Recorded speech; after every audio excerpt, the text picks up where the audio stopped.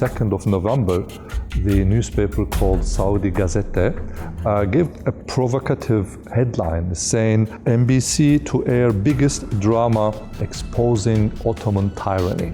It says, the drama, one of the most recent works of art, highlights the bloody history of Ottomans, their tyranny, entrenchment, criminality, and theft of Arab history. Imagine yourself, you're reading these words in a newspaper. Probably you wouldn't wait to see this movie, as an art movie, but rather to find out how the Arab history has been stolen, hijacked, robbed, as this newspaper claims. And furthermore, it says, I'm quoting, revealing many facts. They're preparing their audience in a way, saying, well, there will be many facts in this movie about this era, which is not much known, and which witnessed a great falsification of history and obscure the crimes committed by the Ottomans at that part of the time.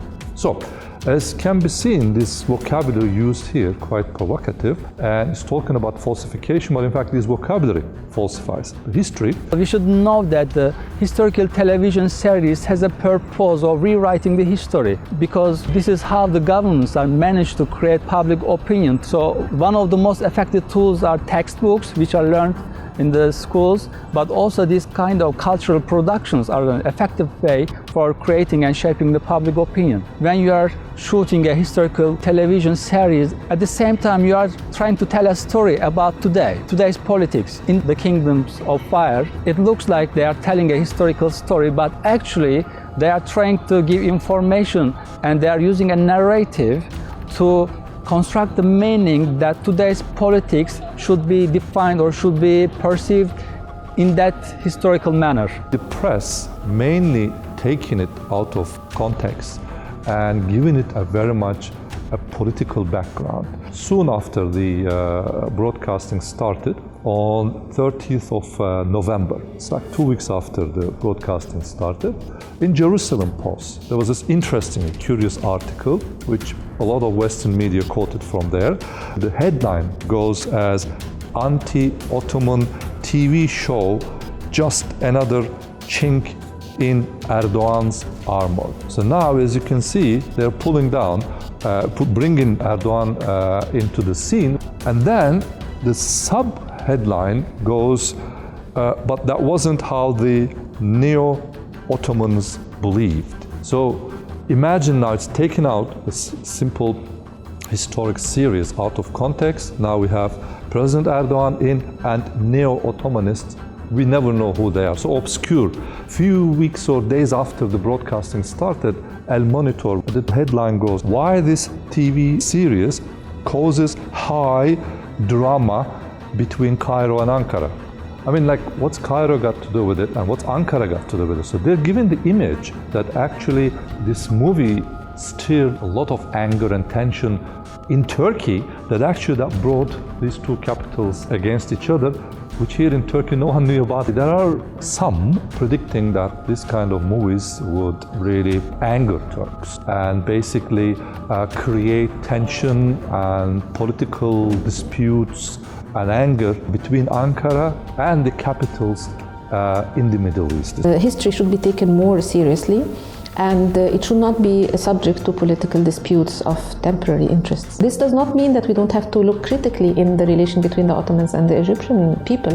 The Ottomans were no angels, but at the same time, the politicization of the reading of history and having just a counter-narrative to be manipulated in a political dispute and political conflicts is not a very long-lasting effort. So the effect of this television series will be depending on the ideology of the viewers. There are also critics against this kind of stories in the Middle East, because people can reach to different sources about history and politics. So in today's politics, people are aware of everything, so they can reach to many alternative sources. Everyone has the right to make his own or her own judgment regarding a historical event. If this series is going to make people ask questions about truthful information, read more about history in history books, not by series on TVs that have their own funders and beneficiaries, then this is good. But it's a manipulation of the minds of people because of political dispute is what is amazing. In my opinion, this is going to attract a lot of attention, and probably it will go on for many months because it provides a lot of controversial content for those who like to write attractive articles, and also unfortunately it will be taken out of context. I don't want to blame only Arabs or, let's say, Western media for it, because also in Turkey, unfortunately, it started that some articles appearing without even seeing the movie themselves, without understanding what they're talking there, because it's not translated into Turkish.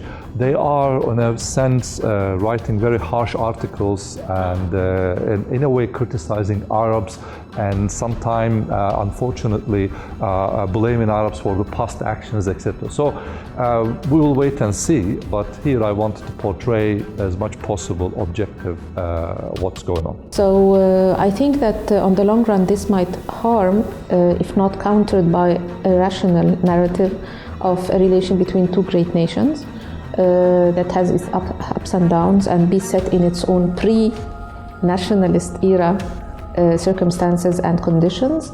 I think that an analytical perspective of what is going on is highly important, and raising more awareness not of the greatness of Ottomans against the weakness of other nations, but about how history is about very conflictual relations, and that we should look into it within its own context, not try to apply citizenship, nationalism, concepts of postmodern time back there, especially if the funding and the supporting of these narratives is done by other states that have their own interests in undermining, eventually, sadly, the Egyptian culture and the Egyptian great history, claiming a history of their own that did not exist before and that is now manufactured. It's not enough to have the funding, it's not enough to have the finances, it's not enough to have the economy of a rentier state, but also you want to reclaim the great history as well as part of the image. It's not about chauvinism, it's about truth, it's about understanding history fairly, with all due respect to all nations in the Arab world, but what is going on is actually a cultural war that is on the platform of a political conflict that might last for a bit of time in the region.